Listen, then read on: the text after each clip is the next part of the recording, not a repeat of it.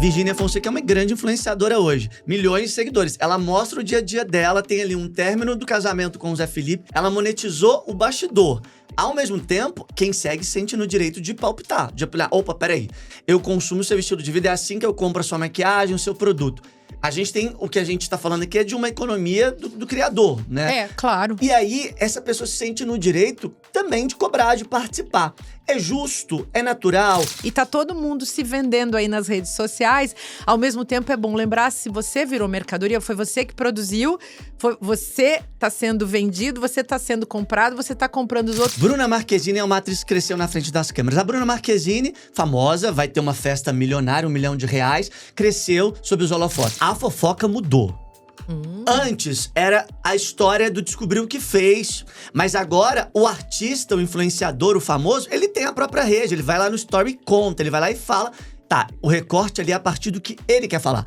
Mas muitas vezes a curiosidade se dá por aquilo que tá nas entrelinhas e ninguém falou. Então você deixa de ser um ser humano qualquer, você passa a ser um pouco Deus do Olimpo, né? Você passa a ser uma figura que tem uma aura, né? Que parece assim que você é superior, que você tem mais valor. O segredo da sexualidade, da personalidade pública, frente ao receio que esse famoso tem por conta da carreira. E acho que algumas figuras públicas, algumas vezes, por não terem falado coisas de suas vidas, depois essas coisas vieram a aparecer, e isso foi tão negativo, e não tinha por que essa gente esconder. E é com muita alegria que hoje a gente recebe no nosso painel, isto é, ela, Márcia Tiburi. Olha, ela é filósofa, mas é artista por natureza e também por formação.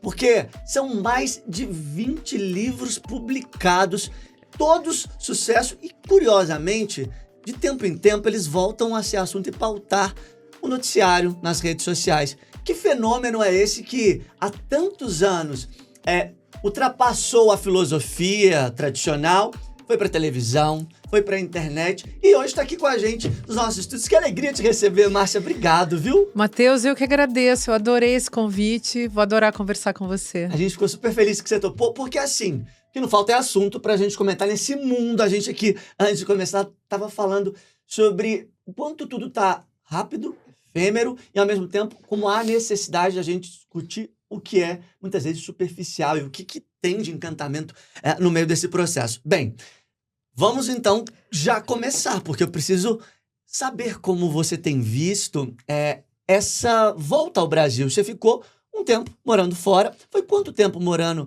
na França? Você ficou um período longo, mas eu não sei exatamente quanto tempo. Então, eu acho que a gente passa na vida, todo mundo passa por exílios, né? E às vezes esses exílios são, de fato, concretos. Eu, vivendo fora do Brasil, eu comecei a ser tratada como uma pessoa exilada, porque os motivos pelos quais eu tive que sair foram muito tortuosos e muito tristes, sobretudo porque implicaram assim, uma espécie de sintoma da democracia, né? Na hora em que a democracia entra em falência, as pessoas nem sempre são bem-vindas e bem tratadas no seu próprio território, né? E a gente teve um período muito, muito duro, muito, eu diria até, vou colocar entre aspas, mas um período doentio no Brasil, né? Teve uma doença política que nos atacou, que foi essa coisa que veio a ser chamada de fascismo. E eu acabei tendo que ficar fora do Brasil quase 5 anos, Matheus. Caramba, sem botar os pés aqui. Foi muito ruim, assim. Eu não vou dizer que foi traumático, porque eu acho que essa palavra tem que ser usada sempre de um jeito muito cuidadoso, né? As pessoas sofrem muito e tem, sobretudo o nosso país, tem muitos tipos de sofrimento que a gente atravessa, né? E eu fui protegida por instituições estrangeiras que, por exemplo, quando eu saí do Brasil, eu saí para uma instituição que se chama City of Asylum, que fica em Pittsburgh. Você lembra do Salman Rushdie, quando ele foi atacado a faca em 2022? É um episódio terrível. Então, aquele homem que estava do lado dele, que é o Henry Rees, aquele cara, em 2018, me escreveu me chamando para sair do Brasil porque ele protege escritores perseguidos. Nossa. E ele criou essa instituição justamente por conta dos ataques históricos ao Salman Rushdie. Então ele acompanha, assim, e eu fui para Pittsburgh, fiquei lá, tinha uma casa para mim, eu fui muito bem atendida, muito protegida. Depois eu recebi um convite de uma universidade universidade francesa, acabei indo para a França. Eu tentei reorganizar minha vida fora, até hoje, só que eu não consigo viver longe do Brasil. Eu gosto do Brasil. É bom as pessoas viajarem, saírem para estudar, para trabalhar, mas não foi bem o meu caso. Eu também gostava de sair para estudar e trabalhar e fiz isso ao longo da minha vida. Mas naquele ano de 2018, no final de 2018, eu realmente tive que sair em função de perseguições. E aí foi triste. E aí eu queria voltar, voltei. Tô aqui há 2 anos, muito feliz. Quando você olhava de fora, né, nesse período que você ficou distante, a gente fala muito aqui sobre o universo da arte, dos famosos, do que a gente tem de produção no audiovisual. Como que você acompanhou o movimento cultural nesse período que você estava fora? O que que você sentiu, o que que você percebia em relação à arte no nosso país? Então, eu acho que tem uma coisa nova na nossa vida que nós teremos que elaborar essa novidade, que é o fato de que a gente tem hoje uma vida concreta, uma vida corporal, material do dia a dia, e a gente tem também um cotidiano virtual. E hoje em dia as duas coisas se misturam. Então, eu estive fora do Brasil sem colocar os pés, né, corporalmente fora do Brasil, mas eu estava virtualmente dentro do Brasil. Então, eu acompanhava muita coisa de produção de cinema, de produção das artes visuais, do teatro, da dança, enfim, da literatura, que é uma das artes que eu pratico. E eu também participava muito em função da internet. Então, esse é o nosso novo cotidiano virtual. A gente tem uma experiência na internet, claro que tem muita gente que não participa, mas o Brasil, que é um país relacional, né, em que as pessoas gostam de estar em contato sempre, a gente viveu isso.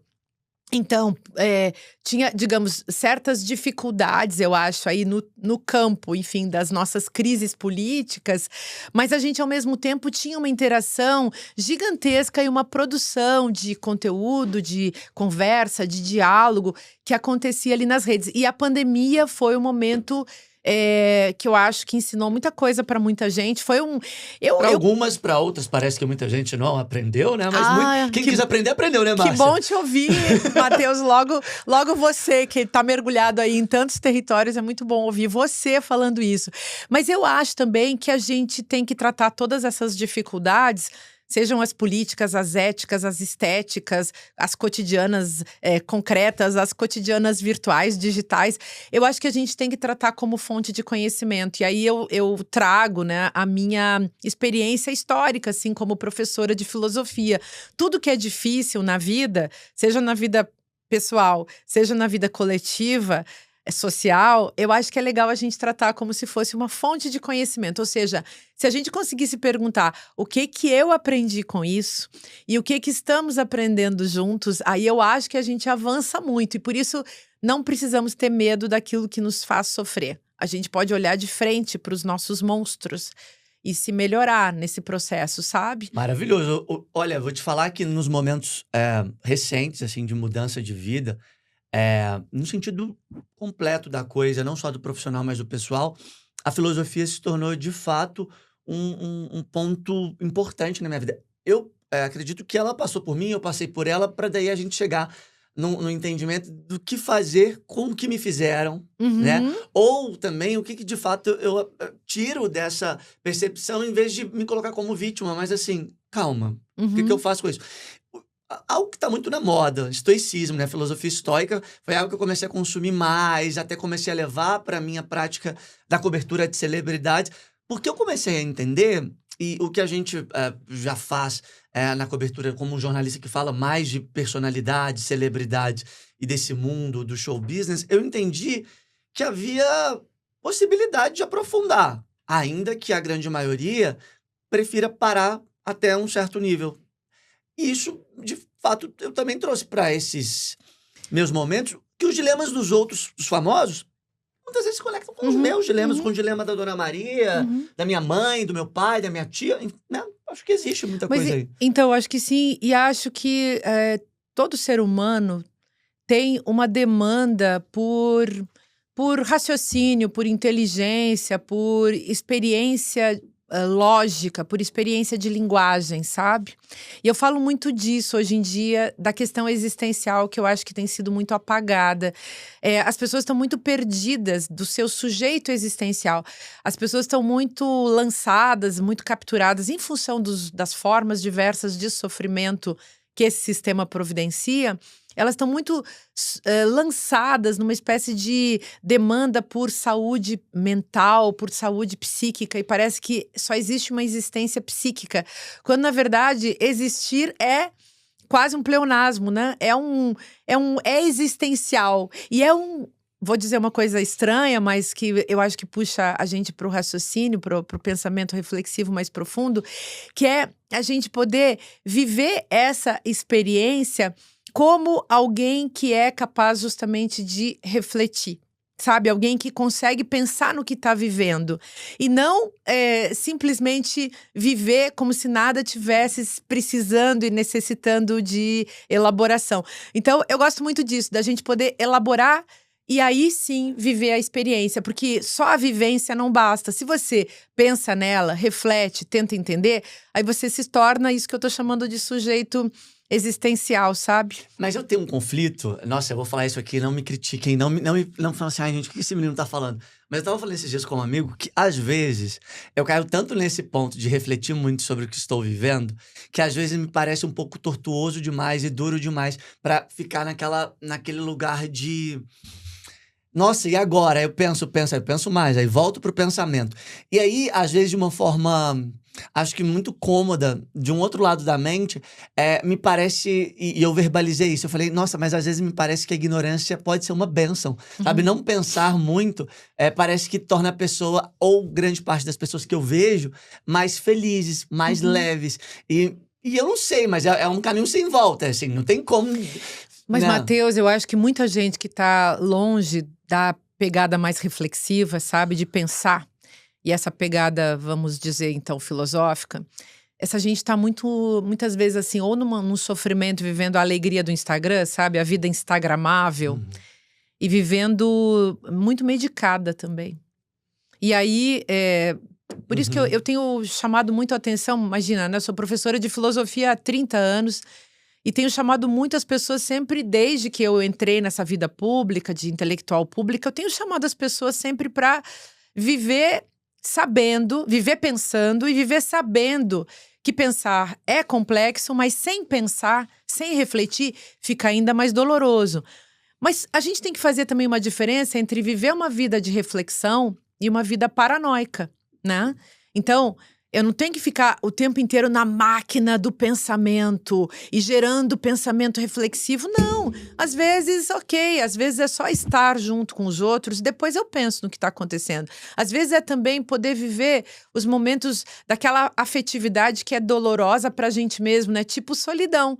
Quem já experimentou uma solidão? A gente, quando tá na solidão e quando ela dói, porque hoje em dia também as pessoas estão falando de 2 tipos de solidão. Aquela solidão, solitude, que é gostosa, que eu tô lá fazendo minhas coisas.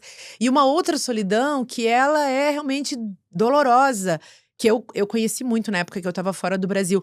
Gente, ela me ensinou tanto. É tão bom você, às vezes, não ter ninguém. Não ter saída, não ter solução.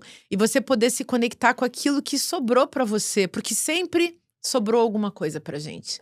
Se você reflete um pouco pra você, mesmo quando você tá lá no abismo, no inferno, tem alguma coisa que te põe em pé de novo. Aí, mas nessa solidão, a gente tem que ter essa capacidade, ou a gente primeiro vive ela pra depois compreender o que tem eu acho ali? que a gente aprende lá, na experiência. Você aprende lá no osso, na dureza do momento. E ali já sai reconhecendo? Já sai dela, tipo, reconhecendo? Se você consegue elaborar, se você consegue pensar. Olha aqui, sofrer é humano. Tinha um filósofo que eu gosto, lá do século XIX, o Schopenhauer, né? Assim, gente, sofrer é humano. E aí, tem uma coisa que é bonita no sofrimento, que é você se dar conta que é o seu desejo que faz isso. E se dar conta também que os outros também sofrem, porque os outros também são sujeitos de desejo. E é óbvio que nós estamos causando desejos uns nos outros. Então, a melhor coisa que a gente faz é pegar esse sofrimento e se apossar dele assim como uma fonte de conhecimento e colocar ele na nossa ética. Tipo, tem horas que os outros estão me causando sofrimento, tem horas que sou eu que estou causando sofrimento nos outros. Será que a gente vai desenvolver essa competência de se escutar, de se reconhecer, de colocar o outro como uma dimensão da minha vida? E aí saber que o outro não é uma pessoa em quem eu tenho que ficar pendurado, nem uma pessoa que eu tenho que agarrar, nem uma pessoa que eu tenho que submeter a mim, nem alguém que eu devo colocar a meu serviço, até porque tem uma coisa bonita na nossa vida também, é a gente aprender que a gente se transforma, né? Sim. E que por mais que certas experiências fiquem muito marcadas, porque nós somos seres históricos, ao longo da vida a gente vai se desenvolvendo, a gente se transforma. Nós não continuamos sendo o mesmo bebezinho que nasceu lá e que pode ter sido bem recebido ou mal recebido, né? Então, eu penso muito nisso, assim, que se a gente consegue elaborar, e por isso eu clamo, né, chamo sempre para essa postura mais reflexiva. E às vezes, claro, não dá para eu ficar refletindo sozinho. Eu vou aprendendo com os outros. Aprendo com a família, aprendo com os vizinhos, aprendo na escolinha, aprendo na faculdade, aprendo no ensino médio, aprendo com... Hoje a gente aprende muita coisa no Instagram, nas redes sociais. Desde que inventaram as redes sociais, a gente vai aprendendo. A gente aprende muita coisa lendo. E essa dimensão da leitura também é fundamental para você se adensar. O esvaziamento que você fala, essa cultura, assim, digamos, que parece da superfície, né? Daquela, digamos, a celebridade que finge, né? Que vive uma vida falsa, que é só fotografia, é só maquiagem, é só isso, né? Ninguém é só isso. Mas tem muita gente que encena mesmo, né? Tem muita gente que falsifica nesse território uma vida que não é real. Porque isso também dá likes, dá monetização. E aquela ilusão, né, que é vendida aí na sociedade do espetáculo. E tem gente que vive isso. Mas se a gente aprende a ver isso, aprende a analisar quais são os signos, né? Quais são os sinais, quais são os códigos que essa pessoa está colocando em cena. Aí a gente amplia, abre, ilumina a nossa mente, o nosso espírito, a nossa linguagem. E a gente vai se melhorando ao deixar de ser tão iludido também, tão ilusionado, né? Tão iludido no sentido assim de ter caído numa ilusão, né? E sabe de uma coisa? Esse fim de semana eu fui assistir a última entrevista de Marília Gabriela com o Teodoro. E foi maravilhosa. E teve uma fala dela ali sobre esse relato dela ser uma pessoa pública há muito tempo, que vai muito de encontro com o que você está dizendo. Eu também queria entender o que você pensa sobre. Porque muitas vezes em entrevistas, aquelas perguntas que talvez ela, como jornalista e grande entrevistadora, faria para os seus convidados. Mas também, quando questionada sobre alguns pontos da própria vida pessoal, carreira, ela entra num ponto que é, nossa, as pessoas querem que a gente fale a verdade ou que o meu convidado diga a verdade. Mas calma. Muitas vezes as pessoas não estão preparadas para escutar a verdade. Porque quando é falado, verbalizado e dito a verdade, e aquela pessoa é adorada, é uma grande personalidade, ela choca, ela acaba indo contra a expectativa de tantos outros. Então, muitas vezes, é o próprio sistema que faz aquele influenciador, aquela atriz, aquele cantor, a ter que esconder a sua verdade. Uhum. Por quê? Porque esse território do espetáculo, das pessoas, enfim, na cena do mainstream, esse território ele vive de idealizações. Então, aquelas pessoas que aparecem nas telas, né? Inclusive, isso hoje está sendo vendido para todo mundo está tendo acesso a essa idealização. Não é só o idealizado, o outro, mas eu também posso ir para as redes sociais produzir cenas de idealização. Então você deixa de ser um ser humano qualquer, você passa a ser um pouco Deus do Olimpo, né? Você passa a ser uma figura que tem uma aura, né? Que parece assim que você é superior, que você tem mais valor. E de fato, um aspecto aí que eu acho que as pessoas podem levar para suas vidas para meditar é que a imagem virou um capital, a imagem virou um valor, ela é uma mercadoria. E tá todo mundo se vendendo aí nas redes sociais. Ao mesmo tempo, é bom lembrar, se você virou mercadoria, foi você que produziu, você tá sendo vendido, você tá sendo comprado, você tá comprando os outros, só que ninguém tá ganhando dinheiro, só o dono da rede social, né? Então, a gente se vende ali, tem que tomar muito cuidado com isso. E eu entendo isso, sabe? Eu entendo que nem tudo, ninguém tem a obrigação de falar tudo sobre sua vida. Eu acho que a privacidade é um direito. Eu não tenho que contar tudo da minha vida. Agora, às vezes, é legal contar alguma coisa que possa, a meu ver, ajudar os outros.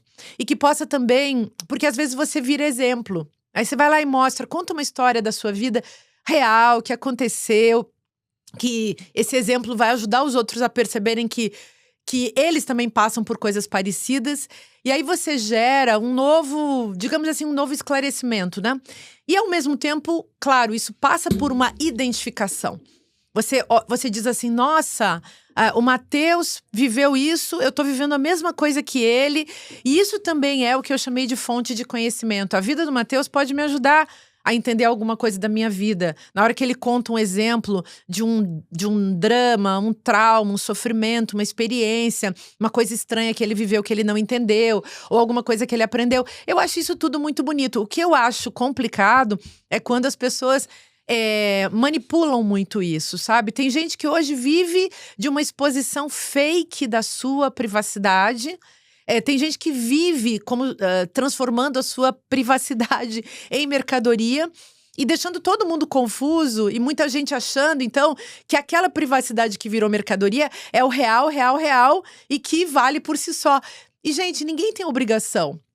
Pode ter gente que gosta disso. Pode ter gente que não gosta disso. Mas eu tenho uma dúvida. Assim, eu vou pegar um caso pra mim que é emblemático e não é inevitável trazer, mas é só um exemplo de tantos outros. Não é nem com a intenção de isolar da análise. Mas a gente tem, por exemplo, a Virgínia Fonseca, que é uma grande influenciadora hoje. Milhões de seguidores. Ela mostra o dia a dia dela, tem ali um término do casamento com o Zé Felipe. Ela monetizou o bastidor. Ao mesmo tempo, quem segue sente no direito de palpitar, de apilar. Opa, peraí, eu consumo o seu estilo de vida, é assim que eu compro a sua maquiagem, o seu produto. A gente tem, o que a gente tá falando aqui é de uma economia do criador, né? Claro. E aí, essa pessoa se sente no direito também de cobrar, de participar. É justo? É natural? Como que na filosofia e dentro do seu conhecimento você entende esse comportamento e esse preço que ela tem que pagar a partir desse momento? Então, eu acho que é um jogo, né? É um jogo e os jogos, eles implicam acordos, às vezes mais declarados, às vezes mais tácitos. Mas é um jogo. Se aquilo que eu coloco publicamente, claro, pode haver recortes distorcidos, pode ter usos e abusos por parte do público daquilo que foi exposto. Mas no caso de uma pessoa que faz publicidade, né? Então, eu trago aqui o meu livro para dar de presente para você, porque eu quero que você leia meu livro, mas eu sei que ao mostrar meu livro, eu também vou estar fazendo uma publicidade do meu livro. Podia estar fazendo isso com maquiagem, sapato, bolsa, ou remédio, ou sei lá o quê, né? Então, é claro que tem um elemento que é a lógica publicitária que atravessa tudo que é publicizável, tudo que é mostrado, né? Pode ser a xícara, pode ser nossos rostos, pode ser o livro, pode ser um produto que a gente queira vender. E se eu tô vendendo a minha intimidade, a pessoa que, se ela foi transformada num produto, a pessoa que tá recebendo essa mercadoria tem todo o direito de dizer o que ela quiser dentro dos limites da lei. Então, óbvio que se uma pessoa está lá vendendo a sua casa, os seus filhos como mercadoria, sua casa como mercadoria, seu cotidiano, seus gestos, seus atos como mercadoria, aqueles que são consumidores dessa mercadoria podem se pronunciar tranquilamente em relação ao que estão vendo, porque aquilo que eles estão vendo é mercadoria. Claro, essas pessoas, ao mesmo tempo, os consumidores dessa mercadoria, tem, como qualquer ser humano, como qualquer cidadã e cidadão, obedecer à lei. Então, xingar, maltratar e coisas do tipo não estão previstas. Agora, criticar, analisar, interpretar, tudo está previsto. Por que não? Mas né? ainda existe, nessa mesma linha de raciocínio, mas existe, por exemplo, na vida da Virgínia, que expõe parte dessa vida, um limite da intimidade, porque como separar esse interesse público pro interesse do público e o interesse com base naquilo que é o segredo, que é tão íntimo a ponto de quem eu tô beijando, quem eu tô ficando, por que eu separei, o valor do meu patrimônio. Entende? Que às vezes a nuance, até para quem cobre celebridades, eu percebo que tem uma grande fatia que espera justamente aquilo que não tá mostrado, que tá nas entrelinhas ou tá de fato tentando ser escondido para preservar alguma coisa, desde a saúde mental também, enfim. Mas então, você pega pelo lado da... Vamos pegar pelo lado da ficção. Então, podia ser uma novela, podia ser um filme, mas é vida real, autoficção, a gente pode dizer. Ela vai editar a vida dela. Então, a vida, hoje em dia tem um artista que escreveu isso, né? A vida é edição, viver é editar, né? Então, viver é editar, será? Eu posso mostrar da minha vida aquilo que eu quero. O jornalista vai mostrar na TV a notícia, enfim, e o recorte que ele bem entende, dentro da ética dele, da política dele, da percepção de mundo dele. E é bom que as pessoas saibam disso. A gente faz a mesma coisa com os livros. A gente escreve, quem é um escritor, escreve dentro de uma linha que é editável. O próprio escritor, quando está escrevendo, já está editando. Ele já está dizendo aquilo que ele quer dizer, dentro de um estilo que ele quer dizer. Então, claro, e você pode se tornar um artista da palavra, dizendo de uma maneira muito boa, como fazem os poetas, os grandes escritores e assim por diante. Então, acho que essa é a diferença. A pessoa vai editar. E o espectador, o consumidor dessa mercadoria, tem que saber que isso está no jogo. Mas é claro que quando uma pessoa mostra a sua intimidade e ela está jogando com aquilo que não podia ou não era de ser mostrado antigamente, aquilo que não era mostrável, vai mexer com o desejo das pessoas em relação ao que se mostra e o que não se mostra. Entra no território do segredo. E quando você mexe com o desejo do outro, o outro quer saber mais. A curiosidade é uma pulsão humana, a gente pode dizer, né? É uma coisa que faz parte das nossas vidas. Eu sou pessoalmente uma pessoa muito curiosa, então eu brinco assim com as pessoas do meu circuito, né? Quando elas vêm me contar um segredo e dizem, não, mas amanhã eu te ligo de conta. Eu disse, não, você me liga agora, você me conta já. E agora me conta tudo. Como assim? Né? Eu quero saber tudo. E eu falo, eu sou uma professora de filosofia, eu quero saber tudo. A verdade é o meu barato, né? Mas eu gosto, claro, de saber a verdade elaborada. Eu não, em geral, não tenho interesse na fofoca, assim, rasa, né? Eu até esqueço, eu digo, olha, você pode me contar o segredo que você quiser na vida, porque eu vou esquecer, eu não sei repetir para os outros. E aí vem a história que eu acho que é muito comum nas pessoas, quem conta um conto, aumenta um ponto. E aí você pode amenizar o que você ouviu falar para contar para outro, e pode passar um pano, né? Pode amenizar para favorecer a pessoa que é vítima, às vezes, de uma fofoca, né? Ou você pode piorar também. Se você quiser, você piora o que você contou.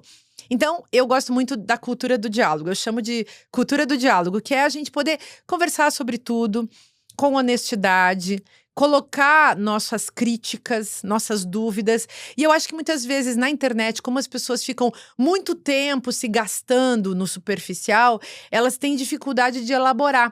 Porque para elaborar, você precisa mesmo ir para o livro um pouquinho, né? Ter um tempo de meditação, ir para uma conversa mais densa.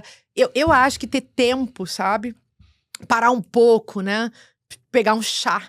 Vamos sentar para conversar, nós dois, sabe? Pegar um chá para tomar e pensar naquilo que aconteceu. Isso é bom. Mas com base nessa curiosidade, eu não posso perder essa oportunidade. Vou pegar aqui um recorte de algo atual. Por exemplo, a gente tem a Bruna Marquezine, é uma atriz que cresceu na frente das câmeras. A Bruna Marquezine, famosa, vai ter uma festa milionária, R$1 milhão, cresceu sob os holofotes. Você tem uma Virgínia Fonseca, que tem milhões de seguidores, que está expondo ali a vida. A Bruna opta por focar na carreira de atriz e mostrar menos da intimidade.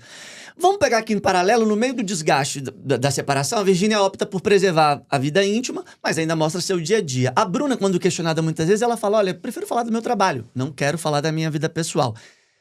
Na sua leitura, que é uma mulher culta, inteligente, que estuda filosofia, estuda arte, é possível ter isso bem marcado nos tempos de hoje, falando de vida real mesmo, assim, na prática dos algoritmos. Essa separação do íntimo, do privado pro público. Eu falo do meu trabalho, mas a minha vida pessoal fica preservada. Porque em meio a tudo isso, e eu falo até por conta do meu exercício como jornalista, claro, estabelecendo os devidos limites. Mas há, de fato, essa curiosidade. Sim, então.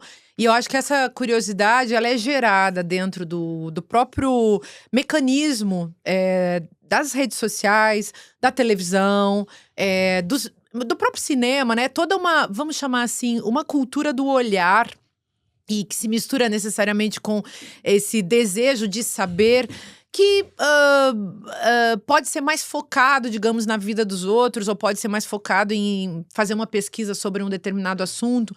Mas, sem dúvida, é um lugar muito interessante para se analisar. Eu acho que você agora, com esse programa, você começa a fazer uma espécie de antropologia disso tudo que você viveu, né? Uhum. Então, você se coloca numa distância para olhar aquele lugar que você conhece mais intimamente. E aí você adquire uma segunda lente, que fica muito interessante e vai ajudar muitas pessoas a entenderem também onde elas estão mergulhadas. Porque elas também vão querer sair disso, né?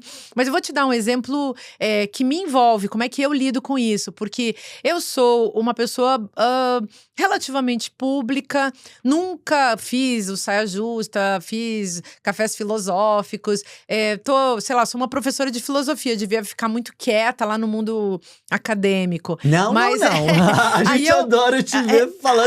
Amo os livros, mas você na TV é um fenômeno. Mas e aí sim. eu comecei, então aí eu começaram a me chamar, eu comecei a sair daquele território mais do mundo acadêmico, da sala de aula, e conversar com as pessoas com tranquilidade, porque eu gosto das pessoas e gosto do papo, e acho que fomentar uma cultura do diálogo é meio que uma tarefa ética também de quem é pensador intelectual público, esse negócio todo de quem é jornalista e tal. E aí a gente vai conversando com respeito, sempre respeitando o outro, né? E às vezes, claro, a gente quem fala muito e tá muito por aí, pode falar uma coisa que não era tão bacana, pode errar, e faz parte da cultura do diálogo, mas se a gente respeita uns aos outros, a gente segue em frente, né?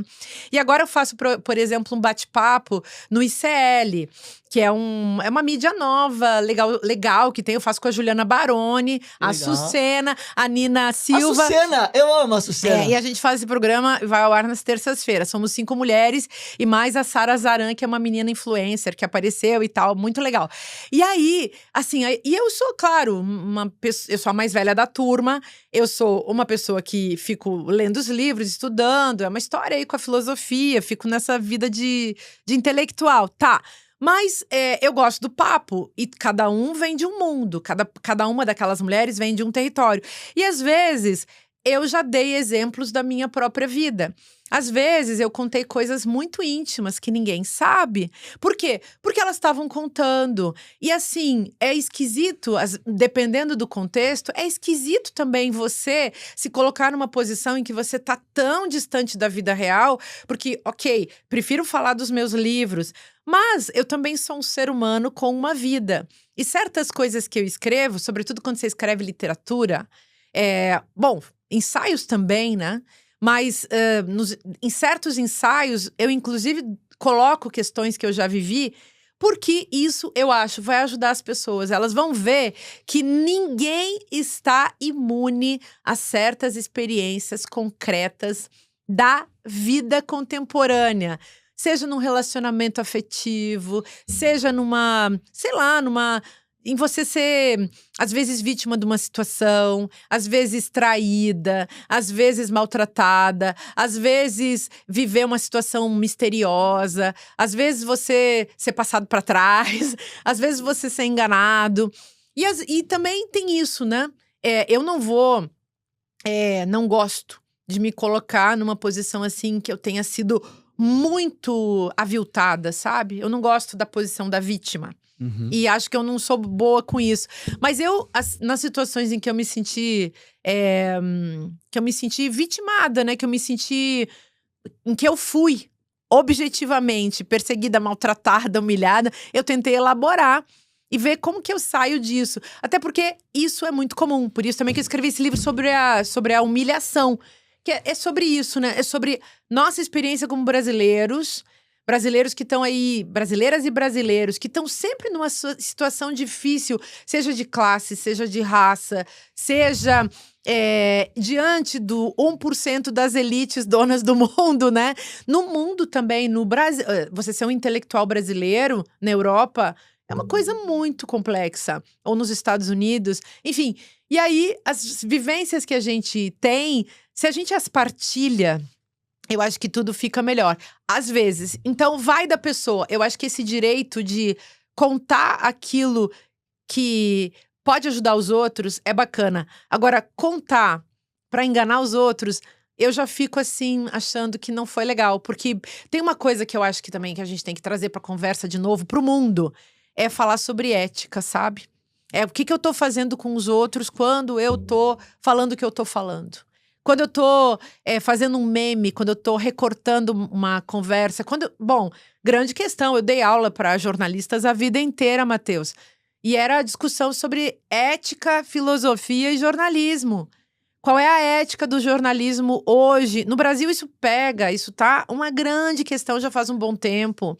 Né? Agora, tem um detalhe. É perfeita a sua colocação, eu só preciso. É porque eu acho que ter você que entende desses universos e eu não adentrar pra sair com pelo menos um fiapinho de algo que me leve pra esse lugar, eu entendi perfeitamente a sua colocação, mas eu preciso avançar. Vamos lá. A fofoca mudou. Antes era a história do descobrir o que fez, mas agora o artista, o influenciador, o famoso, ele tem a própria rede, ele vai lá no story e conta, ele vai lá e fala. Tá, o recorte ali é a partir do que ele quer falar. Mas muitas vezes a curiosidade se dá por aquilo que tá nas entrelinhas e ninguém falou. Então é o detalhe, é aquela informação que talvez ele não queira falar. Ou porque quer preservar alguém, algo, mas que tá muito ali no campo da apuração. Que às vezes o jornalista vai considerando, gente, os princípios éticos do básico e daquilo que não seja criminoso, né? Obviamente a gente tá falando de uma sensatez mínima e básica aqui. Mas que vai gerar um incômodo com base na exposição que ele tem, tamanha relevância naquele segmento, que talvez ele não perceba que assim, nossa, as pessoas têm curiosidade de fato sobre aquilo que eu faço, que pra mim é uma besteira. Mas é uma besteira pra você, mas que pros seus fãs interessa. Porque você também começa, eu te entendo demais, você começa a constituir comunidade com aquela galera que te segue, e aí essas pessoas estão muito próximas de você, porque você se tornou uma imagem que produz uma identificação. E claro, eu acho bacana a gente se preservar naquilo que nos faz doer, que nos dói, né? Que nos machuca, naquilo que você tem medo também. Você tem direito a ter medo. Medo de contar, sei lá, sobre sua vida sexual. Você não tem obrigação de contar. E você às vezes tem medo de contar. Mas às vezes também, dependendo do que você conta, aí você entra nessa seara ética. Olha, porque eu acho, por exemplo, que vale para esse tipo de comunidade que você constitui, vale também aquilo que a gente coloca na vida das amizades, né? Que é uma confiança. Quem é que é amigo da gente? As pessoas nas quais a gente pode confiar. E quando você conta uma coisa para uma pessoa que às vezes nem é seu grande amigo, mas pode vir a se tornar, o que você está colocando na mesa é a carta da amizade. Você está dizendo, olha, diante disso que eu estou te contando, nós podemos ser amigos para sempre. Porque eu tô confiando em você ao contar isso, né? E eu admiro os corajosos. E acho que algumas figuras públicas, algumas vezes, por não terem falado coisas de suas vidas, depois essas coisas vieram a aparecer, e isso foi tão negativo, e não tinha por que essa gente esconder. E aí eu entendo o medo da pessoa, porque para ela é um ponto sensível, mas por outro lado, ao mesmo tempo, talvez ela tivesse se libertado mais cedo ao ser corajosa e contar a verdade. Eu vou falar aqui de uma pessoa que é meu amigo, que eu acho uma figura incrível, que é o Jean Willis. O Jean Willis é uma pessoa que já foi deputado, que passou por coisas tenebrosas, mas passou também por coisas maravilhosas, que foi vitorioso, né, num dos primeiros Big Brother Brasil daquela época e tal. E é um espírito, assim, muito elevado, é uma pessoa muito incrível. E eu tenho a sorte de ser muito amiga dele. E ele tem essa coisa de ter contado desde sempre que ele era gay. Ele contou que ele era gay, e olha que bonito, lá no BBB, naquela época. E quando ele contou isso, muita gente se sentiu identificada, reconhecida e protegida por fazer parte de uma identificação com esse cara, né, com esse homem que falava de si tendo coragem de não mentir sobre si mesmo. E muita gente conseguiu contar para sua família que era gay a partir dele. Então, tô falando dele porque acho uma pessoa assim muito importante numa cena que chega na fofoca, que beira a fofoca, que é uma figura também de transição, porque é um intelectual público e estava também lá na cena, digamos, da fofoca institucionalizada do Big Brother. Um programa como Big Brother é muito isso, né? Então, e chama, claro, aquilo que em psicanálise é a função escópica da pessoa, né? O desejo do olho, né? Aquilo que... Eu escrevi um livro sobre isso, que é o Olho de Vidro. Eu quero falar sobre isso. Então, tá anotado esse é porque, gente, eu tô aqui encantado prestando atenção nisso tudo. Tem muito assunto, né? É muito assunto. Eu tô desesperado. Eu juro que eu tô olhando aqui o tempo que eu falei, gente, eu tô... Desculpem, vocês vão ter que entender que assim, eu juro que eu tô assim preocupado porque eu falei, ela tá indo no... E eu não consigo não pular essa parte. Eu preciso rapidamente, eu vou pros outros assuntos. Tem muita coisa legal pra gente falar. Mas você trouxe um gancho aqui muito legal, que é inevitável, que antes até de você citar o Jean... foi brilhante, mas eu trago para um lugar que eu queria muito entender a sua percepção, que é o segredo da sexualidade, da personalidade pública, frente ao receio que esse famoso tem por conta da carreira. Que é o ator, cantor, que precisa esconder a sexualidade porque a sociedade muitas vezes demonstra que não tá preparado. Precisa falar, olha, também gosto de pessoas do mesmo sexo. Gosto de meninos, gosto de meninas. O Jean Willis, ali quando você cita a relação dele no BBB, um reality show, líder de audiência, ele abre mais para as pessoas que estavam talvez ali querendo essa representatividade, que isso é muito necessário. Mas o problema tem muita gente que tá com esse receio. Então, ele se posicionou, né, Matheus? E esse posicionar-se abre espaço para essa democracia, digamos, em relação ao sexo, mas em relação a tudo. Vou dar outro exemplo meu, assim. Nesse nosso programa, eu um dia contei, né? Já contei isso em vários contextos, assim. Eu sou uma mulher heterossexual. E eu acho isso, por exemplo, me dá uma certa vergonha falar isso, porque para mim seria muito mais legal dizer que eu sou lésbica, sabe? Dizer, sei lá, que eu sou bissexual, dizer que eu sou pansexual. E eu já falo disso há muitos 20, 30 anos que, sei lá, desde a época dos cafés filosóficos eu falava da pansexualidade, que era o futuro do mundo, numa época que não era. Mas eu mesma não sou. E aí eu penso, nossa, eu faço a defesa, eu sou muito chamada pela comunidade LGBTQIA+, e tal.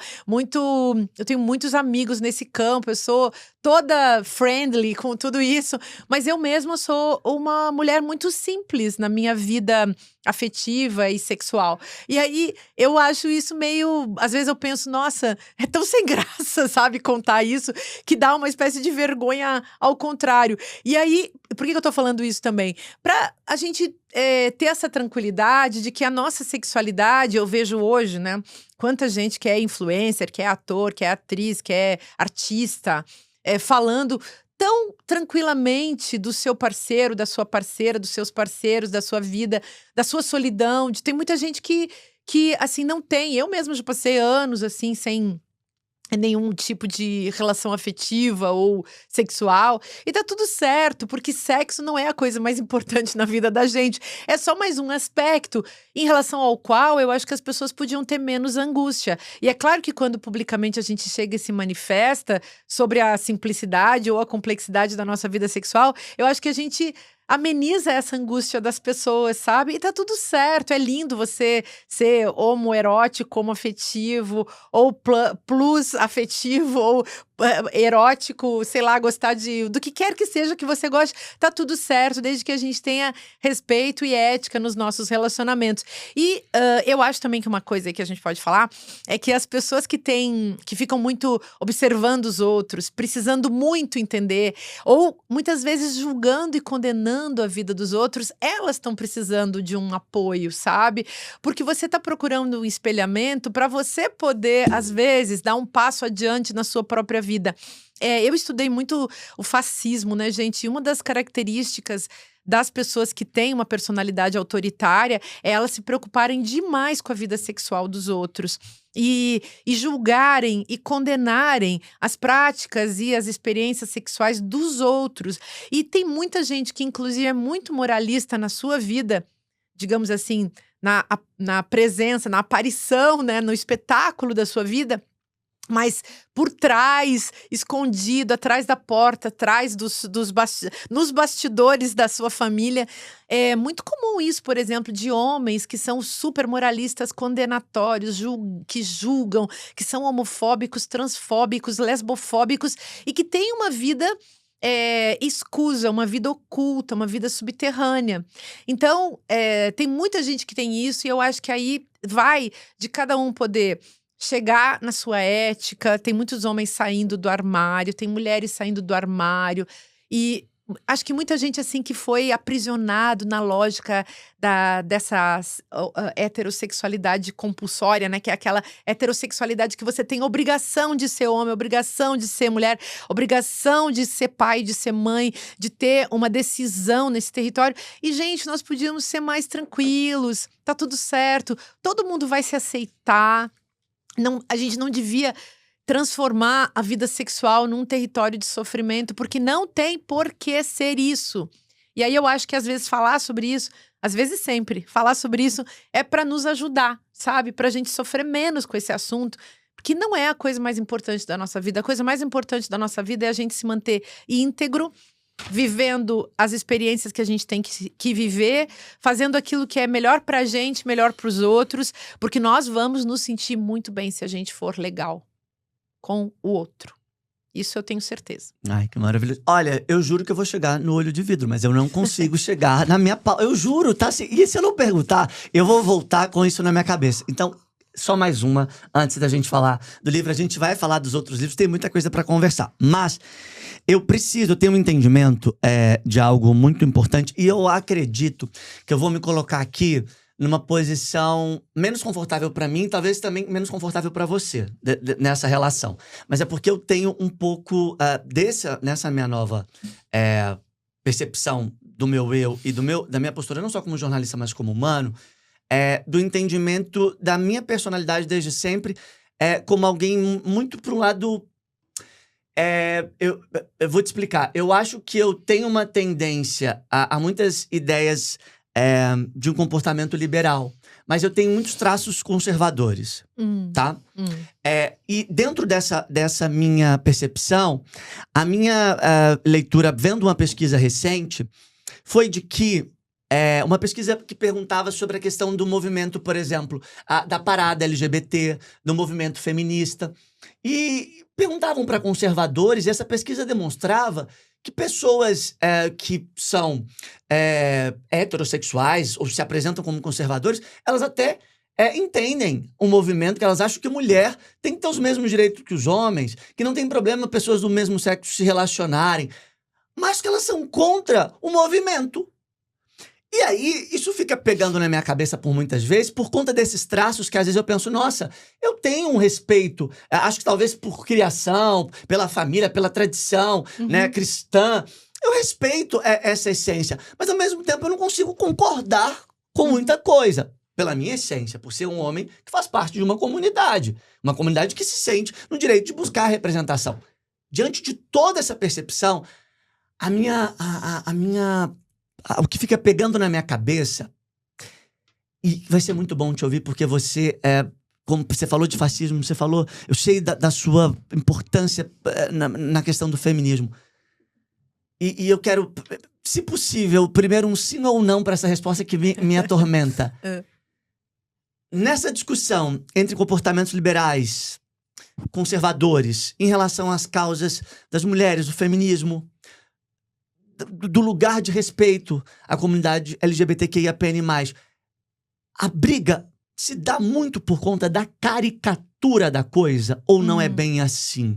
Como que você entende? É pela caricatura? Porque na essência, essa pesquisa ali me mostrava que eles sabem, por mais conservadores que digam que são, e até os próprios agregadores de ideias que às vezes parecem radicais, entendem que tem que ter respeito, que a mulher tem que ter esse lugar na sociedade e que gostar de pessoas do mesmo sexo não é o maior dos problemas. Não é nenhum problema, aliás, Não é. né? Tá tudo certo, né? Como eu disse. Não, eles reconhecerem que não é o maior dos problemas, porque óbvio que não é, assim. Então, e você tocou num ponto que eu acho que é muito comum. Então, tem muita gente nessa linhagem liberal, vamos discutir isso, é um belo assunto. Tem muita gente que nessa linhagem liberal fala isso. Então, tudo bem que sejam casados e façam o que quiserem, mas não tem que se beijar na minha frente, né? Mas, gente, então, de fato, digamos, podemos viver a nossa maneira dentro da nossa estética. As pessoas heterossexuais, homossexuais, as mais diversas, podem viver as suas estéticas, quero dizer, as suas aparições, as suas formas de se relacionar, tomando cuidado. Tipo, que eu vou falar aqui também pode ser complexo, né? Tipo, se a gente vai num lugar, numa festa noturna em que todo mundo se beija, a gente se beija.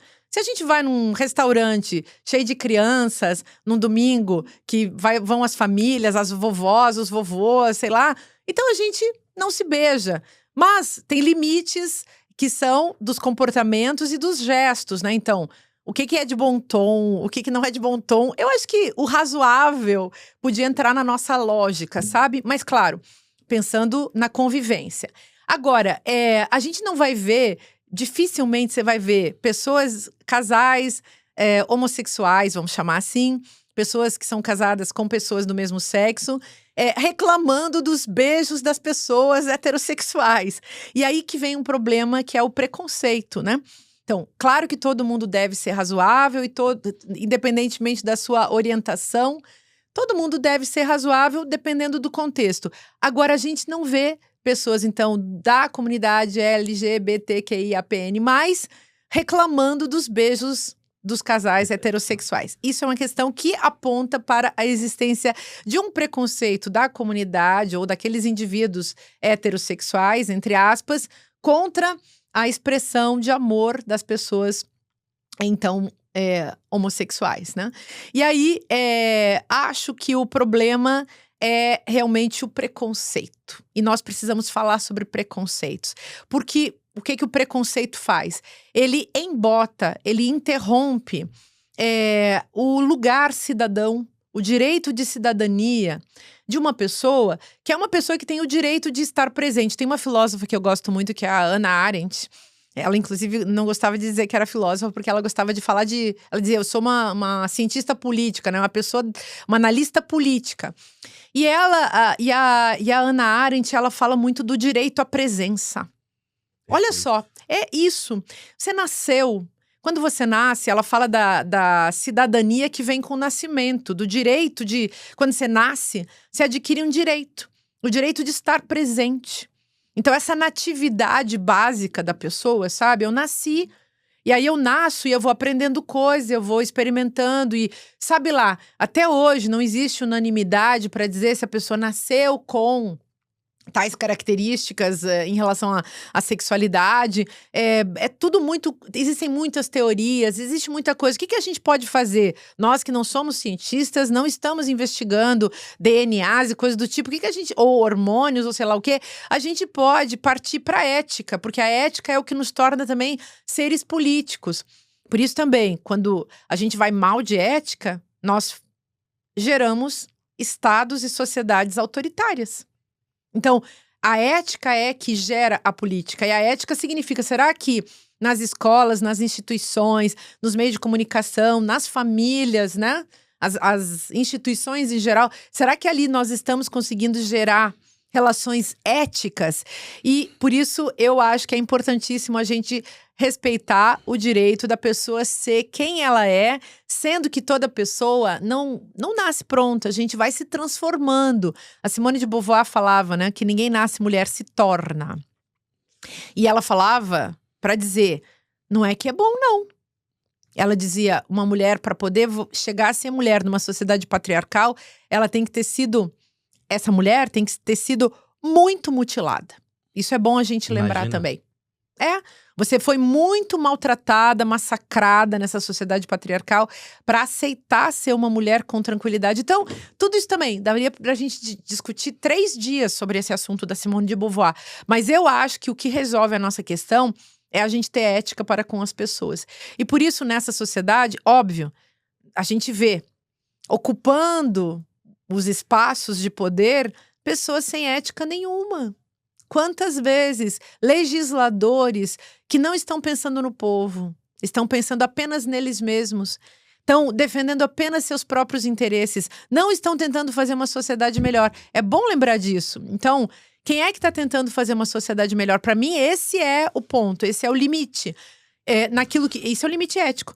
Você, como profissional do jornalismo, eu, como profissional do texto, da fala, os políticos aí, executivo, legislativo, os juízes no judiciário, todo mundo que está sendo ator, sendo atriz, sendo médico, sendo enfermeiro, sendo policial. Será que as pessoas estão pensando numa sociedade melhor? E será que elas estão sendo justas e dignas e exercitando essa tarefa de fazer uma sociedade melhor no corpo do outro? Certamente no corpo do outro, porque é com o corpo do outro que eu me encontro. Um policial, quando encontra com aquele que ele executa sumariamente, não tá legal esse cara matar uma pessoa assim, achando que ele é dono do corpo do outro e da vida do outro.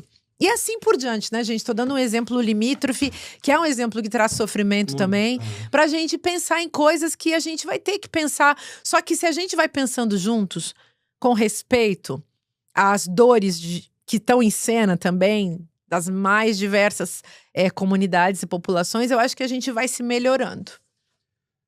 Eu acho isso. E aposto nisso, Matheus. Então, tem que ter essa esperança. Agora, vamos lá. A gente vai chegar no livro, mas eu tenho uma colocação. Você falou da questão da escola. Uma notícia recente e que eu queria muito entender de forma rápida, se possível, só porque eu não queria deixar de ter a sua leitura sobre o que a gente tem sobre esse movimento.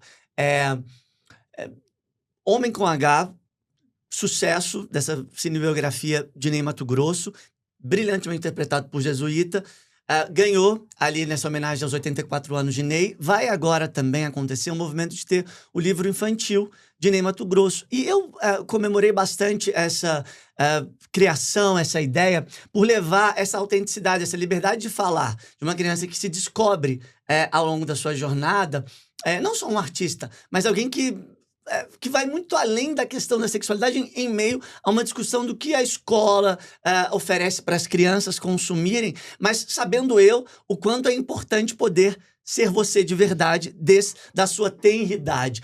Bem, o que a gente pode entender de equilíbrio, então, para quem não ainda assimilou a mensagem poderosa que existe nessa obra, por exemplo? Então, eu acho que você está trazendo com força um assunto bem filosófico que eu colocaria nos seguintes termos. Até para puxar o assunto pelo lado do, entre aspas, liberal, né? Do pensamento, desse pensamento que é autoritário num determinado ponto, mas é democrático num outro determinado ponto, né? Eu escrevi um livro há muitos anos chamado Como Conversar com um Fascista, que eu dividia a sociedade assim: um regime de pensamento liberal, um regime de pensamento democrático, que eu associava justamente com essa capacidade de respeitar o outro, e um regime de pensamento autoritário, que quer encaixar o outro e curvar o outro e submeter o outro, e muitas vezes fazendo violência, seja uma violência verbal, simbólica, seja uma violência física em relação ao outro. Então, inclusive, esse livro é um best-seller. Foi. E aí, contra a violência, eu acho que a gente pode agir contra a violência e criar essa coisa aí que a gente está chamando de cultura do diálogo. E aí eu vou colocar 2 termos aqui pra gente refletir. O individualismo. O individualismo vem do liberalismo, sabia? Então, é aquela sociedade do cada um por si e Deus contra todos, na verdade, né? Cada um por si. E é uma sociedade, então, da competição, em que todo mundo quer ser vencedor. Isso é uma ilusão, porque ninguém vai ser vencedor sem a ajuda dos outros. Então, é muito mais legal a gente trabalhar em equipe, é muito mais legal a gente contemplar as possibilidades e potencialidades de cada indivíduo singular. E aí vem uma outra palavra, que é a palavra individualidade. Eu acho muito legal a gente preservar a individualidade das pessoas. E a individualidade tem um cheirinho complicado também para muita gente, que é o anarquismo. Porque você fica com medo. Será que a gente vai se desorganizar agora? Não, ninguém vai se desorganizar se a gente souber fortalecer as instituições. E se a gente souber também defender as nossas comunidades dentro de um senso de justiça da sociedade, de uma sociedade, inclusive, claro, que eu acho que é um ponto do nosso idealismo geral, né? Todo mundo quer uma sociedade melhor. Quem não quiser uma sociedade melhor e está lutando ou fazendo guerra contra ela, precisa ser retirado do lugar do controle, do lugar da decisão, né, do lugar do mando. Se a gente tiver, por exemplo, políticos ou líderes, sejam líderes econômicos, líderes políticos, líderes religiosos, que em vez de melhorar o mundo, estão piorando o mundo, a gente precisa destituí-los desse lugar e melhorar os nossos líderes também, né, gente? Acho que isso é uma questão para se pensar. Então, eu sou muito a favor da individualidade, da gente respeitar cada um e de a gente ver também se esse que a gente está tentando preservar não está tentando ser o novo verticalizador, né? Um novo líder autoritário no mundo, né? Então, às vezes é um pequeno Hitler que a gente tem dentro de casa, né? O perversinho, assim. Às vezes é um pequeno Hitler que tá ali na repartição pública ou na corporação, na empresa. Tem sempre esse lugar do poder, ele atrai pessoas que querem abusar dos outros. Então, será que a gente consegue fazer lideranças que são mais dialógicas, que conseguem fazer essa tarefa difícil de liderar? Porque também não é uma tarefa agradável para quem não gosta de poder, né? Para quem gosta, assim, de transitar no diálogo, na democracia, que gosta de trabalhar junto. Enfim, eu acho que dá para a gente pensar nessa linha, tendo em vista situações familiares, situações no trabalho, situações aí nos contextos, seja de um partido político, seja de uma empresa. Mas de uma igreja também. Mas um ponto é o porquê ainda há uma discussão, porque é diferente uma trajetória de um homem assumidamente gay num livro infantil, se fosse, por exemplo, um personagem heterossexual, no sentido da literatura parecer mais afável para... Então, tem toda uma literatura brasileira e mundial relacionada à questão dos homens, então, da homossexualidade masculina, da homossexualidade lésbica e assim por diante. Bom, e tinha muito, numa certa literatura, a questão muito clandestina do sofrimento, ou até dessa vivência subterrânea que não podia ser mostrada. Ou da própria descoberta, que é um processo. E hoje, veja, hoje, o que a gente tem? Sexo deixou de ser um tabu. Sexo também foi transformado numa mercadoria. Sempre foi, mas era oculta. Na época em que se falava de prostituição, ainda tem muito disso, né? Mas o sexo passou a ser uma outra forma de mercadoria e também, em muitos contextos, não é uma mercadoria. Em muitos contextos, é apenas uma experiência da vida das pessoas.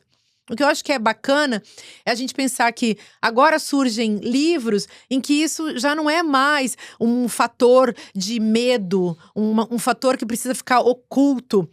E que as pessoas homossexuais podem ter uma cidadania junto com outras pessoas, fora dessa lógica da obrigação de ser heterossexual, sabe? E aí também a gente não precisa criar a obrigação de não ser heterossexual. Se é onde você se sente melhor, fica na sua.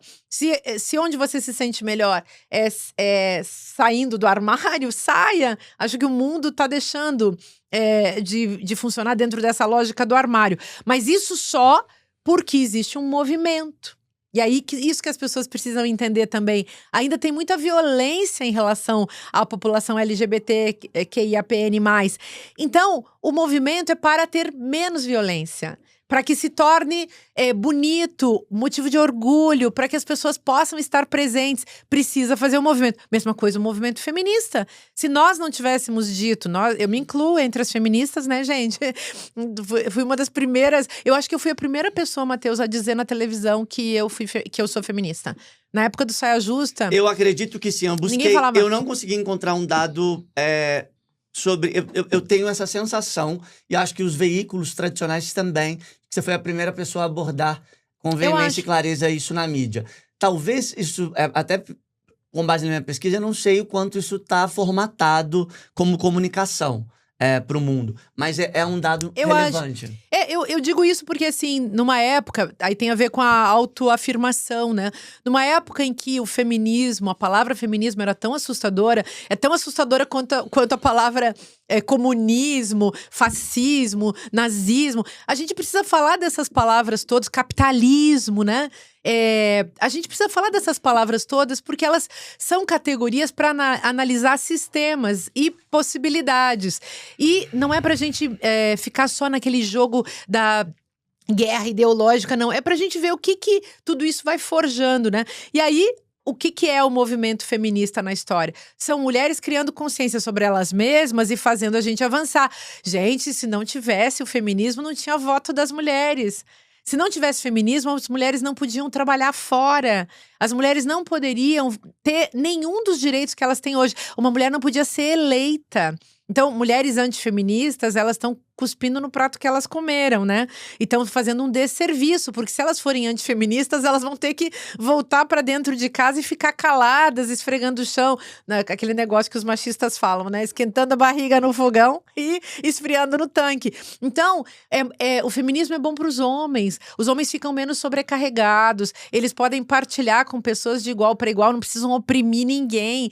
Porque o machismo, o que a gente chama de patriarcado, que é um sistema de opressão, e o machismo é a sua metodologia, ele é péssimo para todo mundo. Os homens machistas, eles ficam praticando violência, eles matam as mulheres e depois vão presos, destroem suas vidas. Tem caras, gente, que vão parar na delegacia, na prisão, e depois eles descobrem a grandíssima droga que eles fizeram para eles mesmos, para os seus filhos, para a família das mulheres que eles mataram, que eles espancaram. Aí eles vão ler livros, aí eles se tornam pessoas melhores. Eu já vi um monte de coisa acontecer e lastimo lastimo pela injustiça que as mulheres sofrem, mas eu também lastimo pelos homens, porque eles não precisavam viver nem a miséria espiritual, nem a miséria econômica, nem a miséria afetiva, nem a miséria em relação à liberdade perdida, sabe? Então é tudo isso que para mim tá em jogo. Pontos importantes, mas até para entender... Infelizmente, gente, o tempo estourou, mas eu tenho que... Vamos lá, eu vou tentar ser conciso, tá?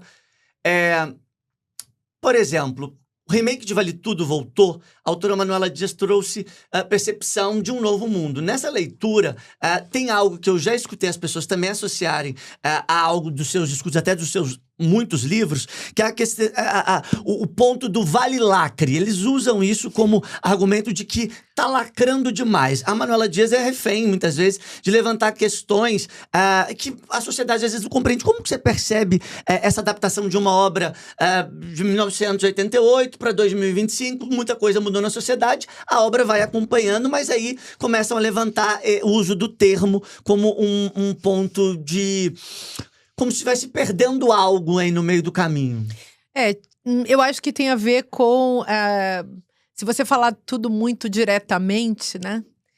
Claro, as palavras, as frases também se transformam em mercadoria nesse mundo das mercadorias, né?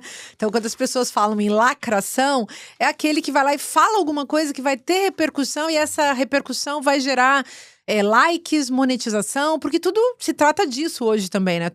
Digamos, o like também é a moedinha que você coloca no cofrinho lá da celebridade, né, Matheus? É muito isso. Agora, tem o outro lado que é assim, e se a gente falar uma verdade às vezes muito crua, essa verdade pode ser ofensiva, é o outro lado. Tem uma palavra em filosofia que é uma palavra dessas...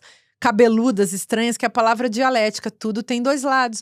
Às vezes uma pessoa, um pensador, pesquisador, uma pessoa aí, uma feminista, uma política, sei lá, com uma visão mais progressista da sociedade, chega e fala uma coisa na cara, na lata, como se dizia, né? Chega e diz tudo. Eu já disse muitas coisas assim.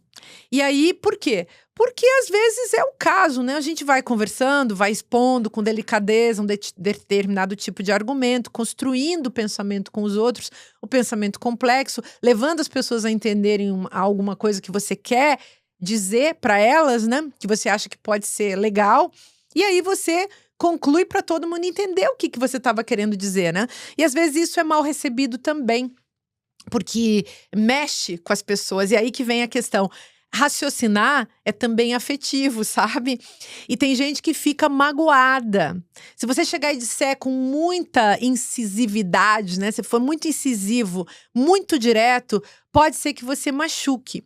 E aí, a gente às vezes fica machucado, eu também fico. Tem coisas que as pessoas me dizem assim que eu fico, ai, nossa, essa pegou com força, né? Foi no estômago, né?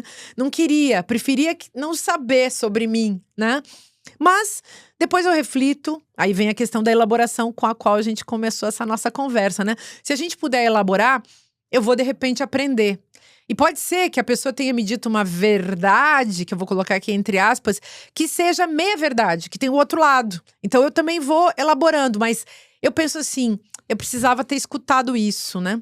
E aí eu acho que a gente pode criar uma cultura do diálogo sabendo que eu vou dizer e depois eu vou escutar. Eu vou dizer coisas que talvez as pessoas não queiram escutar. E eu também vou escutar coisas que talvez eu não quisesse escutar. E aí a gente avança.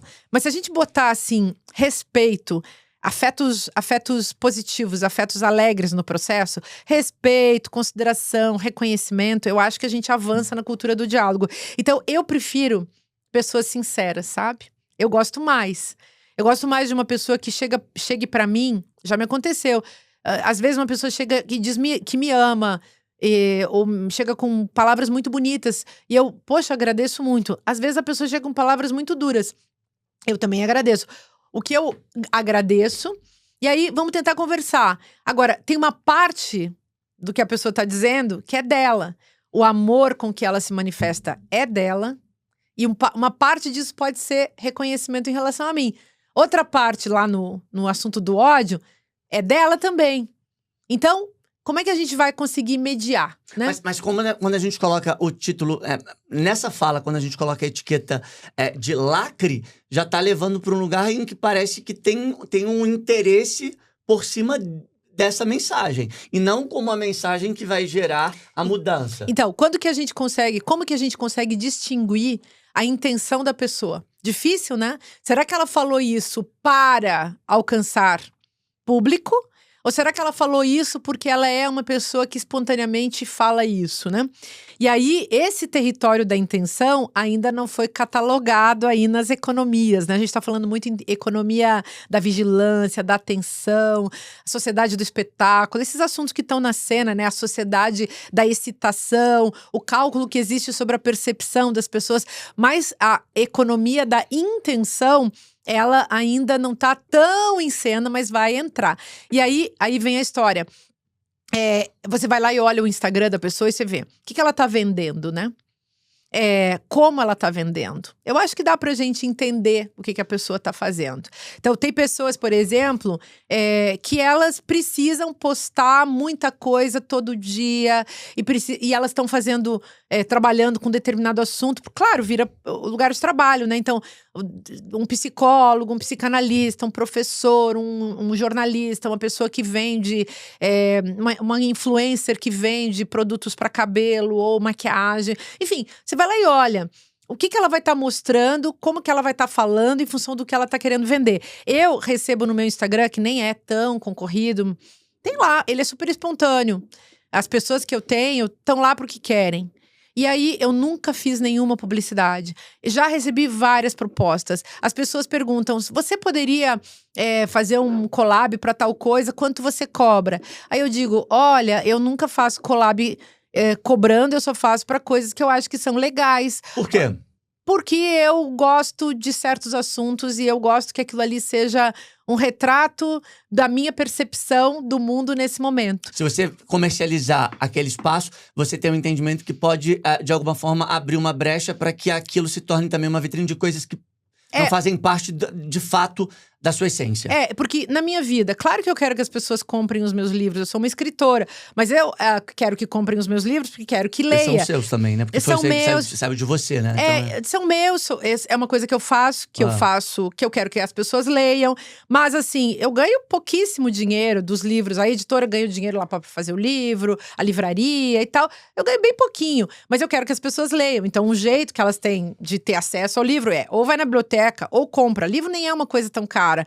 Um batom custa mais caro que um livro, dependendo, né? Então, o livro é um negócio bonito, é um negócio bacana. Mas não tem um poder da sua indicação, por exemplo. Eu gosto de você, gosto do seu estilo de vida, acredito na sua palavra. Quando você indica algo pra mim, ainda que não seja vindo de você como um livro… Sim, eu faço isso, mas não cobro. Eu não cobro pra vender o livro dos outros. Mas o mundo cobra. O mundo te cobra, seu boleto chega. Entende? É uma dinâmica… Mas eu não sou influencer de livro, entendeu? Então eu gosto de botar lá notícia de política, notícia do mundo, artistas, pessoas que estão aparecendo agora na cena, sei lá, gente que canta, gente que escreve, gente que… filmes e tal. Coisas que eu acho assim, gente, na minha vida de professora de filosofia, de escritora, eu gostei muito disso e eu acho que vai ser muito bom se as pessoas virem isso também. Então eu fico ali naquela coisa muito espontânea, tô aqui usando eu gosto de ser muito horizontal com as pessoas, então aqui tô usando a rede social como qualquer pessoa usaria. Gosto de reagir, num determinado momento aconteceu uma coisa que me pega e eu acho que eu posso colaborar mostrando alguma coisa que ninguém viu. Aí eu vou lá e faço um videozinho, mas é muito espontâneo. Eu nunca profissionalizei as minhas redes sociais. E nem, assim, eu gosto de ser livre pra ficar uma semana sem postar nada. E isso pra mim. Agora, eu não tenho nada contra que as pessoas transformem aquilo num veículo de negócio. Nenhuma. Até porque aquilo é um negócio dos donos da rede. Então, não vou querer que o indivíduo não faça esse trabalho ali. Óbvio, né? A pessoa tem o direito de usar como ela quiser. Pra fechar, não vai dar tempo de eu fazer tudo. Olha, ficou muita coisa. Já tô deixando aqui meu convite pra que você volte pro nosso painel da gente. Porque assim, tem muito assunto. Mas eu preciso falar, então, pra gente fechar de olho de vidro. Você participou, o Saia Justa foi entre 2005 e 2010? Foram 5 anos? Eu fiquei lá 5 anos, você acredita? Eu achei, porque assim, dos tempos atuais, assim, muita gente… ultimamente fica muito pouco tempo. Fica 1 ano, 6 meses, fica por temporada. Você ficou bastante tempo. Você participou do Saia Justa por 5 anos. Ali teve um livro, né? Que você fez o olho de vidro, a televisão e o estado de exceção da imagem. Você analisou ali criticamente o papel da televisão na formação do imaginário social. É bem isso. Um paralelo de lá pra cá, a gente considerando que já são aí 15 anos, o que a gente pode refletir de pensamentos que você já trouxe ali na obra, mas que talvez condensam bem o nosso momento atual, falando de televisão? Então, ali, esse livro ele surgiu de um pequeno drama que eu tinha, que era… Poxa, eu sou uma escritora, uma professora de filosofia, aí eu nem vejo televisão e eu tô lá fazendo televisão. O que eu vou fazer com isso? Vou transformar essa experiência numa pesquisa.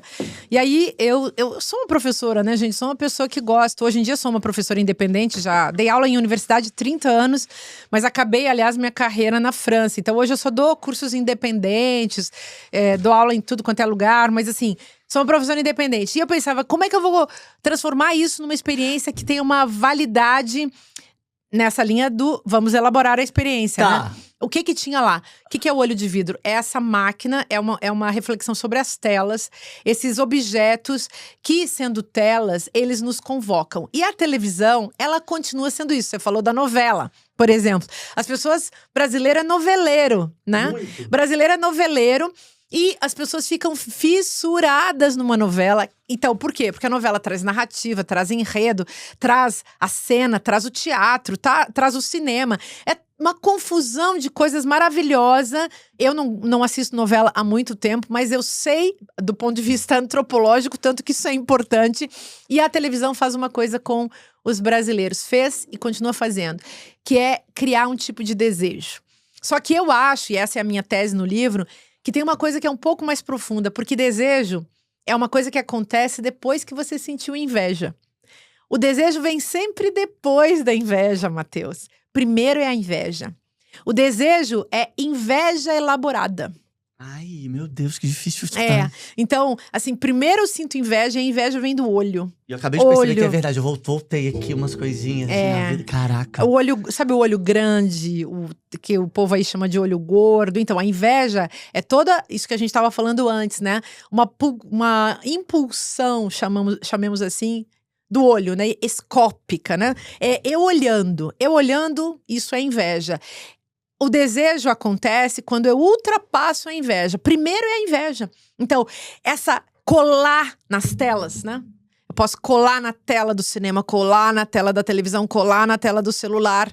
Hoje o Instagram tá fazendo isso, tá criando um tipo de subjetividade invejosa e distraída. E aí você é capturado nesses gadgets, né? Nesses, como chama isso, né? O aparelho. Você é capturado no aparelho, na selfie, você se autocaptura. E você fica ali fazendo aquele enredo da felicidade, fazendo aquela cena. Nem todo mundo, mas digamos, todo mundo em algum momento, eu, você e todo mundo, a gente fica ali naquela vidinha feliz, né? Que o Instagram nos convoca, porque essa é a lógica também dessa rede. Você fica ali se vendendo nessa vidinha feliz desse sistema que eu chamei no livro meu de pátria racial capacitalista, né? Porque é patriarcal, é capitalista, é racista e é também capacitista. E a gente tem que pensar nisso. Bom, mas aí eu digo, é a inveja. Nós estamos convocados pelo nosso olhar, capturados no nosso olhar, e só se a gente conseguir pensar no que a gente está vendo, como aquilo que está sendo mostrado foi produzido, entender o que está em jogo, é que a gente consegue sair dessa posição invejosa. Vou falar de uma coisa muito simples. Se eu olho para a tua camisa e eu penso nessa camisa, eu quero ter essa camisa. Ou se eu vou falar para minha vizinha ali fora, né, para produtora, para Ana ou para Milena, vou dizer que camisa horrível que ele tava. Isso é o efeito da inveja. Eu olho, não consigo desejar. Sim. E outra coisa, e aí quando eu saio desse lugar, não consigo desejar e vou falar mal. E aí, quando eu consigo olhar para sua camisa e penso, nossa, que camisa bonita. E aí já penso, olha, eu acho que eu também quero uma camisa. Eu quero uma camisa dessas. Aí eu já tô indo pro desejo, né? Mas eu tenho que saber que eu fui pro desejo e penso, olha, agora o povo tá usando camisa, né? Vamos fazer camisas azuis também, ou camisas pretas, vamos, sei lá, usar essas roupas e vamos inventar. Vamos botar uma costurinha, um bordadinho, né? Vamos fazer um corte diferente. Aí eu já tô no campo do desejo. No desejo eu vou fazer uma coisa boa com a primeira inveja que eu senti. Mas na inveja, se eu fico na inveja, se eu viro um invejoso, em vez de eu ir fazer a minha camisa, comprar a minha camisa e tentar ser feliz, inventando outras modas, eu vou ficar falando mal da sua. A primeira sabe? inveja, a primeira inveja, então, não é ruim. A primeira inveja é de todo mundo. Primeiro a gente sente inveja. A questão é conseguir sair da inveja ou não. Esse que é o assunto. Inveja todo mundo sente. Tem gente, inclusive, que fica, o que a gente chama de pessoa invejosa. É aquela pessoa que não consegue fazer nada para a sua vida, nada de bom. Não consegue ir para o campo do desejo. O desejo, gente, é criativo. A inveja, ela te faz parar. Ela te faz estacionar. Ela não te leva a lugar nenhum, só na maledicência. Mas a inveja... E na destruição. Já me falaram que a inveja tem uma questão, eu não sei... Aí a gente teria que entender com mais detalhes depois. Mas assim, a inveja vem daquele sentimento que você vê aquela pessoa meio que de igual para igual e ela consegue alguma coisa que você não conseguiu, que você pensa assim, não, mas eu poderia ser capaz, e ela foi lá e fez, e aconteceu. É aquela coisa que você coloca de igual para igual, ou você também vai sentir daquela outra pessoa que tá, sei lá, muitos anos luz lá na frente já, e você olha e fala assim, eu queria ter aquilo. Aquilo também é inveja ou é desejo? Eu acho que a diferença bem direta, assim, entre uma coisa e outra, é que o desejo, ele vai ser criativo, eu vou inventar.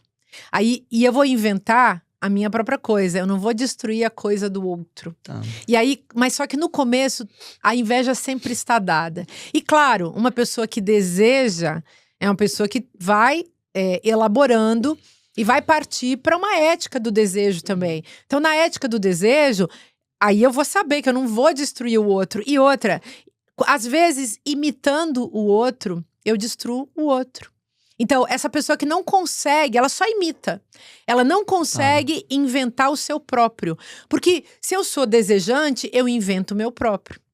Então, não vou usar uma camisa igual a sua. Eu vou inventar a minha. Mas tem uma coisa que é tentar ser você. Usar o corte de cabelo que você usa, o corte de barba que você usa, o jeito que você fala. Tem gente que é assim, que começa a imitar a roupa, imita o jeito, imita tudo e vira uma coisa meio artificial, digamos assim. Pessoas que perdem a própria identidade, porque na verdade nunca conseguiram ter nenhuma. Esses são os invejosos. Os invejosos são destrutivos, ingratos e têm muita dificuldade de criar, né? Não são artistas. Não são artistas. É isso. Dá para sair disso com muita análise, muito esforço, muita ajuda. A gente consegue se melhorar. Mas aí você tem que também ir buscar, né, um pouco de ajuda. E, infelizmente, o mundo tá cheio disso. O nosso país tá cheio disso, inclusive, né? Eu diria que muita gente que está no Congresso Nacional, muita gente que é líder religioso, líder legislativo, líder executivo. Alerta importante esse ano, né? Porque ano que vem é ano de decisões importantes. Então a gente faz aqui Homem com inveja de mulher, tem muito isso. Pessoas, a gente estava falando desse assunto LGBT, muitas pessoas que são heterossexuais com inveja da vida dos homossexuais, sabe? Tipo, me dá arrepios, né? Aquela parada gay. Gente, é isso, né? Você vai conspurcar, falar mal, destruir aquilo que os outros fazem porque você não consegue entrar numa posição desejante. Então, eu diria, vamos entrar na posição desejante, vamos ser criativos. As pessoas criativas são gratas. Elas têm gratidão. Isso é forte, hein? Elas têm gratidão. Pessoas criativas são gratas. Elas agradecem porque você existe, cara. Elas chegam pra você e dizem obrigada por você ser quem você é. Obrigada por você iluminar, por estar com você nesse mundo na mesma hora que você. As pessoas criativas são gratas e elas não são invejosas, elas são desejantes. Incrível. Ai, gente, olha, eu juro que eu ficaria algumas horas por aqui. Vocês gostaram? Então já dá like nesse vídeo, se inscreva aqui no canal de Isto É. Márcia, muito obrigado por ter vindo. Obrigada. Adorei a conversa, assim, é impressionante a sua clareza e o quão você consegue aprofundar em temas tão necessários e que juro pra você que pra mim, eu acho que eu não sei como você vê de fato a sua missão no sentido de realmente levar o seu conhecimento, a filosofia como algo mais acessível, mas tenha certeza que a semente lá atrás foi lançada ali através do Saia Justa, no Café Filosófico também, acho que através dos livros, mas talvez estar ali no mainstream, popularizar isso, levar isso por canais, de fato algo necessário nos tempos de hoje. Então, te receber aqui é uma grande alegria, mas tenha certeza que talvez em outras oportunidades, sei lá o que vai rolar no futuro e convites e propostas, mas pense que mais sobre... eu sei que você carrega essa missão, mas muita gente precisa ter acesso a esse tipo de pensamento. Obrigada, Matheus. Obrigada pela generosidade desse encontro. E a gente vai conversando por aí, construindo essa cultura de diálogo. E o teu programa, ele faz parte dessa tentativa de criar uma cultura do diálogo. Acho que isso é o mais bonito. Obrigada. Com certeza. Muitíssimo obrigado. E a gente segue por aqui. O pessoal pode seguir nas redes sociais? Pode. Eu tenho um Instagram, que sou eu mesma que cuido, que é o @MárciaTiburi. Tá, @Márcia Tiburi, lá também o pessoal encontra os livros. Você tá com os livros aí também, podia mostrar pro pessoal dar um destaque, porque eu acho que é importante, assim, são muitos, né, gente, são mais de 20, mas tem alguns que estão em alta nesse exato momento. Então, tá todo mundo lendo esse Complexo de Vira-Lata, análise da humilhação brasileira, porque agora, acho que diante desses conflitos Brasil, Estados Unidos, a presença do Trump e tal, fazendo essa cena mundial, esse livro nos ajuda a entender a gente mesmo e como não precisamos ficar nessa posição de viralatismo, né? E tem esse outro livro que é o Pop Filosofia. A gente falou do Café Filosófico do Saia Justa, mas eu também, há anos circula aí uma série que eu fiz, que é a Filosofia Pop para a TV do Sesc, que circula em muitas TVs, que foi um programa gravado há um bom tempo, e agora tem a coleção. E eu fiz esse livro do Pop Filosofia, que também as pessoas encontram nas redes, nas plataformas, aí é fácil de achar. Siga Márcia Tiburi, a gente tá indicando aqui por isso, porque vale a pena. São 2 leituras incríveis e eu não posso deixar também de destacar essa obra que é Olho de Vidro, a televisão e o estado de exceção da imagem, porque fala sobre esse comportamento aí da mídia e essa percepção que a gente tem também desses comportamentos todos que a gente falou aqui nesse papo de hoje. Fica a dica aí pra vocês.